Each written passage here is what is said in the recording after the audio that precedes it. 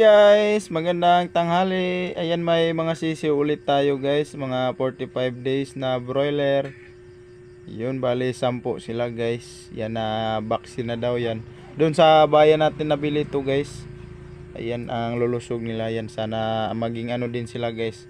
Kagaya ng mga broiler ko ngayon na yun, mabilis din sila laki at saka siyempre maging malusog din sila. Ayan yung mga patuka, bali ito patuka to sa yung mga malalaking broiler guys. Bali 5 kilo to. Tapos yan ito din sa mga sisiw to guys, 5 kilo din. Ganito yung patuka sa mga maliliit. Ayan, subukan natin. Kailangan lang nila palaging may pagkain, lalo na ano pa sila nga maliliit pa at konti pa yung ano nila. GM. Yan guys, oh. Nakakatuwa talaga tingnan yung mga sisiw, lalo na pag ano na tuwing papalaki talaga, nakakatuwa talaga. Yan, ang gaganda na tingnan guys. At shout out pala ako kay Ate Ruby. Yun, maraming salamat po. Ayan, bumili na din ako ng pakainan guys. Ito yung gagamitin ko dun sa mga malalaking broiler ko.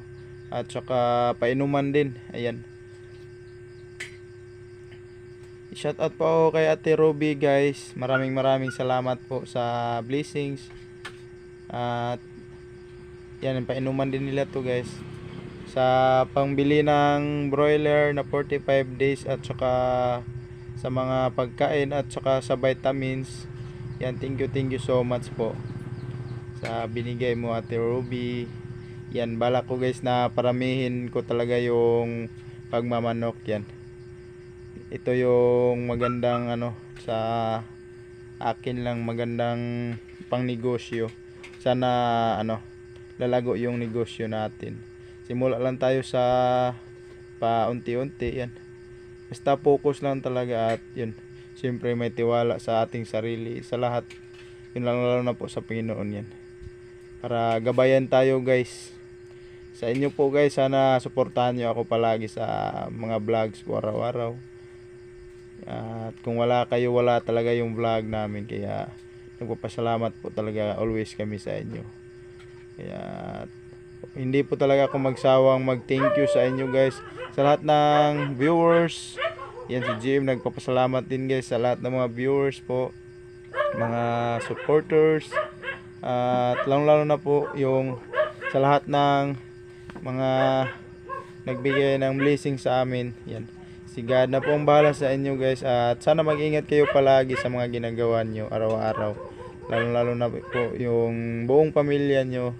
Ayan po, muntik na tayo magtrabaho hindi guys. Yan, thank you so much po talaga Ate Ruby. Yan, nakakatuwa talaga yung mga sisiw guys, oh.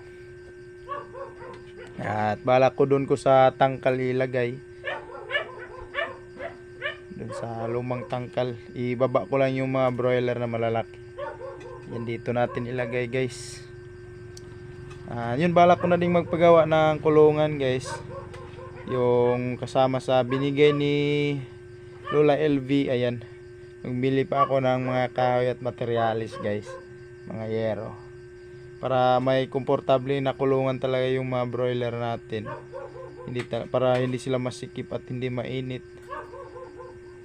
At yung medyo maluwag na kulungan guys, para sakaling sa awa po ng Diyos, baka mas dadami pa yung blessings at mga manok natin.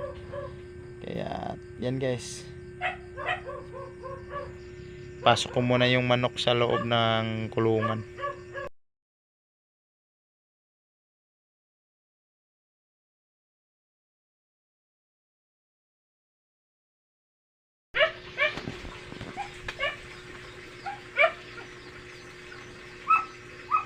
Yan yung isang inahin ko guys na nangitlog sa tangkal. Yan, napisa na pala. Bali dalawa lang yung pinisa niya. Yan, iwan ko bakit. Iniwanan niya yung mga itlog na nandun sa tangkal. Yun, dalawa lang talaga yung napisa. Kaya yun, balak ko na lang din isama ko sa mga broiler para kasabay lang silang lalaki guys. Total dalawa lang din naman sila at yun. Maganda din yun para mangitlog na din siya. Mga ilang linggo lang mangingitlog ulit yun. Kasi wala na siyang sisiw. Yan, hindi yung inahin yan. Nandito na yung mga sisiw niya sa karton. Yan, nilagay ko na yung solar light para may ilaw sa gabi kasi malayo yung extension dun papunta sa payag guys. Kaya ganito na lang yung ginawa ko. Yan, nilagyan ko na ng patuka. Tas yung tubig na may vitamins at gamot. Para dyan lang sila palaging tuka at inom lang yung ginagawa nila. Yan, medyo masikip yung karton. Pero okay lang yan, medyo maliliit pa naman sila. At yan, itakip muna natin guys. At yung bago kong nabiling pakainan at painuman ng manok, yan dito ko ginamit sa mga malalaking broiler. Kasi nga medyo ano sila, masakto sila dito guys. Kasi mahaba yung binili kong pakainan. Kaya kawala natin at pupuntahin natin sila dito. Yan, dito na sila guys. Bali 30 days na sila ngayon, isang buwan na sila guys. Yan o. Bali siyam na lang yung natira. Yung ano na katay na natin sa birthday ni Papa. Kaya palakihin pa natin sila. Yan, yung mga native. Yung iba ko mga native chicken guys nasa bahay.